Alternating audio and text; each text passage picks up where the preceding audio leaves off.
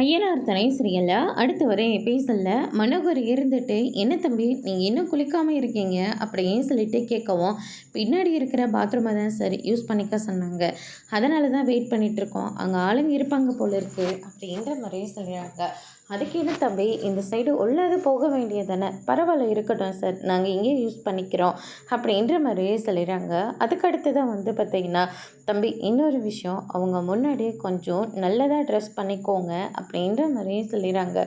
ஏற்கனவே நீங்கள் அங்கே விலை பார்த்துட்டு அமைதியாக வச்சுட்டு போயிட்டீங்க, எங்களுக்கு மனசை கேட்கல, அதனால் நாங்களே உங்களுக்கு உங்கள் ஹைட்டு வெயிட்டையும் வச்சு நாங்களே சில ட்ரெஸ் எல்லாம் ஓகே பண்ணியிருக்கோம், அதை தான் நீங்கள் கண்டிப்பாக போட்டுக்கணும், நீங்கள் பண்ணுற மாதிரி வேஷ்டி சட்டை இதெல்லாம் போட்டு எங்கள் குடும்ப மானத்தை வாங்கிடாதீங்க அப்படின்ற மாதிரியே சொல்லிடுறாங்க. இதை கேட்டோன்னே சரி எனக்கு ஒரு மாதிரி அப்செட்டாக ஆகிடுது.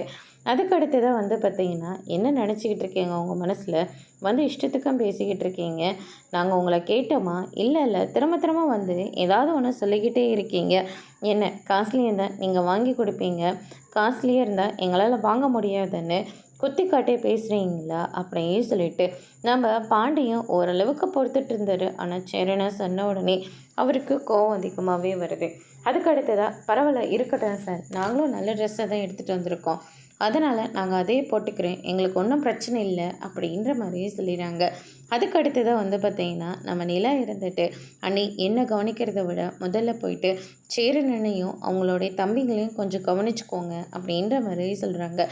அதோட பிரம்ம முடிச்சிருக்காங்க.